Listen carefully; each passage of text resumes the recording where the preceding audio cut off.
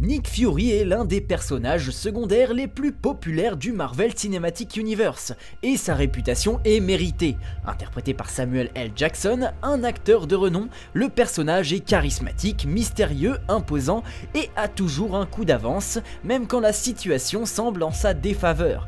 Passer outre le Conseil de sécurité mondiale, être à l'initiative des Avengers, simuler sa propre mort dans Captain America le soldat de l'hiver, c'est comme s'il avait la main mise sur tout ce qu'il se passe autour de lui. Et maintenant que nous savons qu'il est lié aux Skrulls, des aliens métamorphes capables de se faire passer pour le plus proche de tous vos proches, nul doute que le rôle qu'il tiendra dans la saga du multivers sera essentiel pour permettre à nos héros d'affronter les prochaines menaces.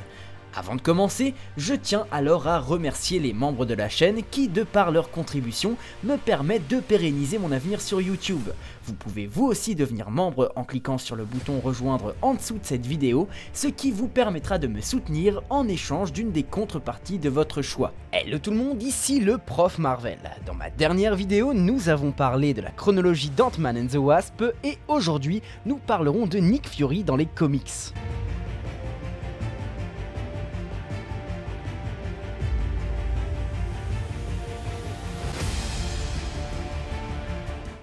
L'histoire de Nick Fury dans les comics. Né d'une union entre les agents de la CIA Nia Jones et Nick Fury, Marcus Johnson a été élevé la plus grande partie de sa vie sans connaître le passé de sa mère et l'identité de son père, qu'il n'avait jamais rencontré puisqu'il croyait ce dernier mort. En effet, le vrai nom de Marcus n'est autre que Nick Fury. Plus précisément, Nick Fury Jr., puisque son père n'est autre que le premier homme à avoir porté ce nom, connu comme le directeur du SHIELD. Lorsque Nia était tombée enceinte de l'enfant, Fury Senior avait peur que celle-ci ne devienne la cible de ses ennemis, et ce dernier l'avait alors poussé à déménager à Atlanta et de changer d'identité. Devenant alors Nia Johnson, professeure d'études dans les sciences sociales, elle appela son fils Marcus lorsque celui-ci naquit. Après avoir passé le lycée en étant reconnu comme un footballeur qualifié, Marcus s'engagea dans l'armée à l'âge de 18 ans et servit en Irak avant de revenir étudier la philosophie à l'université de Géorgie pour au final se réengager. À ses 30 ans, il servit comme ranger de l'armée en Afghanistan avec son meilleur ami, un dénommé Phil Coulson. Puis, après la guerre du serpent, le dénommé Spy Master découvrit la vérité sur l'identité de Marcus et fit fuiter l'information auprès d'Orion, un des plus grands ennemis de Nick Fury Senior. Orion, possédant alors un corps en état de décomposition rapide, cibla Marcus afin de récupérer la formule Infinity qui circulait dans son sang, une formule que s'était injectée Fury Senior et qui améliorait son corps en plus de ralentir son vieillissement.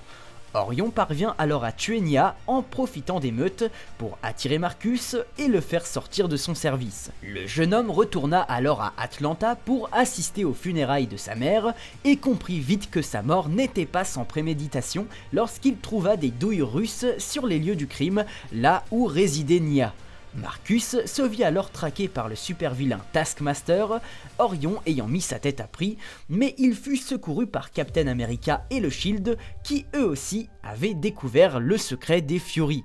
Alors emmené au QG du SHIELD pour être placé dans un programme de témoins, Marcus tenta de s'échapper lorsqu'il comprit qu'on lui avait caché des informations.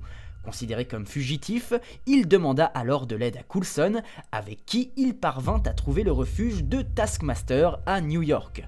Bien qu'il fût interrompu par l'apparition de Deadpool et de la Serpent Society qui réclamait la prime sur sa tête, Marcus parvint à retrouver Taskmaster et à le blesser. Obtenant alors auprès de ce dernier le nom d'Orion, Marcus se fit attaquer par un certain homme nommé Scorpion, mais il traqua ce dernier jusqu'à sa planque, découvrant alors sa réelle identité, Nick Fury Senior. Ce dernier étant alors percé à jour, il décida de révéler la vérité à Marcus jusqu'à ce que quelque temps après, des agents du Léviathan ne les capturent pour les emmener directement à Orion. Ce dernier, voulant alors à tout prix avoir l'ascendant sur son adversaire de toujours, trancha l'œil de Marcus, mais le jeune homme s'échappa, contraignant Orion à transfuser le peu de sérum qu'il restait dans le corps de Fury Senior pour tenir encore un peu plus longtemps. Et lorsque Marcus décida de revenir en force pour éliminer l'adversaire de son père une bonne fois pour toutes, il fut épaulé de Coulson qui ramena avec lui les Avengers, permettant de tuer Orion dans une explosion et de venger sa mère. Ayant maintenant retrouvé son père et comprenant les raisons pour lesquelles celui-ci l'avait abandonné, et tandis que ce dernier l'encouragea dans cette voie, Marcus décida d'intégrer le Shield et de devenir un espion aux côtés de Coulson. Il apprit alors de la bouche de son père que son nom légal était Nick Fury Jr. et décida d'adopter ce même nom tout en collant au style de vie de son père afin de prendre un nouveau départ. Notre nouveau Fury gravit alors rapidement les échelons au sein du Shield et devint un agent de l'équipe des Secret Avengers avec Coulson, puis lorsque l'héroïne Quake alias Daisy Johnson fut évincée de la direction du Shield et remplacée par Maria Hill, Fury devint le bras droit de la nouvelle directrice. Lorsque la seconde Civil War arriva et opposa Captain Marvel à Iron Man, Fury fut envoyé en mission pour neutraliser une cellule d'Hydra se faisant passer pour des agents du Shield. Le jeune inhumain au centre de la guerre, un dénommé Ulysse Kane, capable de prédire l'avenir, avait alors annoncé que le succès de l'attaque de Fury contre la cellule d'Hydra pourrait s'avérer fatal pour notre protagoniste. Et lorsque Fury se dirigea vers une base située en Arizona, il fut attaqué par d'autres agents qui eux se révélèrent être de réels agents du Shield et non des infiltrés d'Hydra. Dans l'objectif de trouver les véritables traîtres qui avaient annoncé que Fury devait mourir afin d'assurer la survie du Shield, Nick décida de simuler sa mort pour passer sous les radars de l'ennemi. Interrogeant alors un des agents du Shield rencontré précédemment, Elton Blake, Nick fut dirigé vers une base abandonnée de l'organisation en Alaska.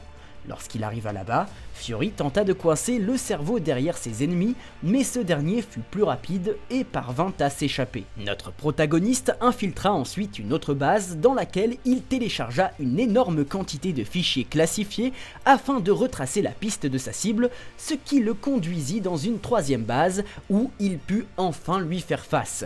L'homme auquel il fit face n'était autre que Nick Fury, mais il s'agissait en réalité d'un LMD, un androïde ayant pris son apparence et se comportant comme lui.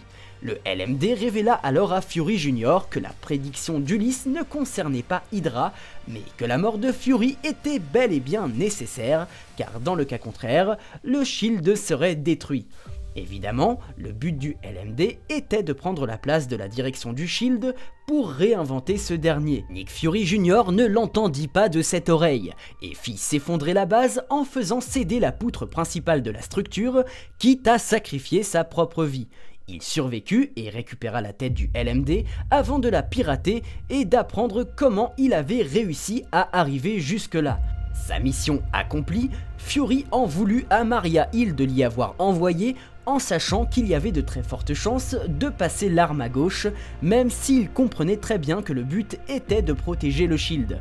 De ce fait, il décida de retarder son retour dans l'organisation pendant quelques temps. Une fois de retour et après avoir accompli une mission en Côte d'Azur où il se confronta à Frankie Noble, un agent d'Hydra, le Shield fut dissous et notre homme continua à protéger les menaces plaçant sur le monde dans l'ombre. Lorsqu'il entendit parler du retour des gemmes d'infinité, Fury stoppa involontairement le plan du super-héros Nighthawk qui voulait rassembler les artefacts. Se faisant alors capturer par ce dernier et subissant un lavage de cerveau, Fury rejoignit le héros dans sa quête afin de restaurer l'univers où le groupe de héros appelé l'Escadron Suprême, composé de héros de différentes réalités et voulant protéger la Terre de la destruction à cause des incursions du multivers, seraient les maîtres du monde. Fury aida alors Nighthawk à voler un fragment du cube cosmique pour alimenter un radar capable de détecter les gemmes de l'infini, et ce dernier le remercia en lui offrant le costume du Falcon d'une réalité alternative jusqu'à ce qu'une sécurité dans le cerveau de Fury s'active et supprime le lavage de cerveau qu'on lui avait fait subir. Feignant alors d'être toujours sous l'emprise de Nighthawk, Fury accompagna ce dernier en tant que Falcon afin de capturer l'hôte de la pierre de la réalité appelée Star. Mais lorsque cette dernière fut abattue, Fury s'en prit à Nighthawk et le chassa de ses fréquentations.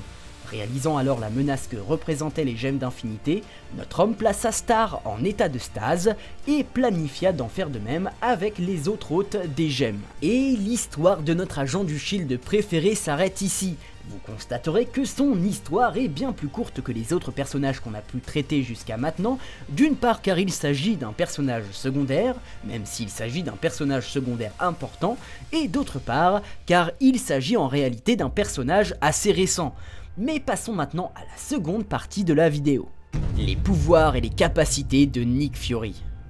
Comme expliqué précédemment, Fury possède dans son sang la formule Infinity héritée de son père, ce qui lui confère une longévité accrue ainsi qu'une capacité physique humaine à son plein potentiel, entre autres un peu à la manière du sérum du super soldat dans le MCU. Qui dit capacité surhumaine implique comme tout autre héros le starter pack frère, force, rapidité, endurance et résistance, mais à un niveau humain maximal et non surhumain. Il est donc facilement battable dans ce monde de méta-humains, même s'il saura rivaliser pendant un bon moment grâce à son équilibre hors pair et sa maîtrise des arts de combat due à son expérience militaire. Cependant, Fury ne compte évidemment pas que sur la formule Infinity pour s'en sortir, puisque son léger manque de puissance est compensé par son armure de combat qui accroît sa force à un point tel où il peut endommager de manière très sérieuse un LMD et de détruire de grosses structures. C'est notamment ce qu'il a fait en détruisant un pilier de soutien d'une base du Shield d'un seul coup de pied. Cet uniforme de combat possède également deux fonctions, la première qui le fait passer en mode furtif et qui lui permet d'échapper à toute forme de surveillance, et la seconde, appelée mode kill, qui vient injecter de l'adrénaline et des bêta-bloquants dans son système sanguin, améliorant sa rapidité, sa force et sa précision à un très haut niveau, mais seulement pendant un temps assez court. Les reflets blancs qui sont d'ailleurs visibles sur la combinaison s'illuminent en rouge lorsqu'elle passe en mode kill et en noir quand elle passe en mode furtif. Et la vidéo est à présent terminée, je vous remercie de l'avoir suivi jusqu'au bout. Comme d'habitude, n'hésitez pas à lâcher le petit pouce bleu des familles qui fait plaisir, à vous abonner et à activer la cloche. Vous pouvez également me soutenir au travers de petits dons sur ma page Utip ou en me rejoignant sur Instagram où je suis très actif. Et quant à moi, je vous dis à la prochaine pour une nouvelle vidéo. Ciao!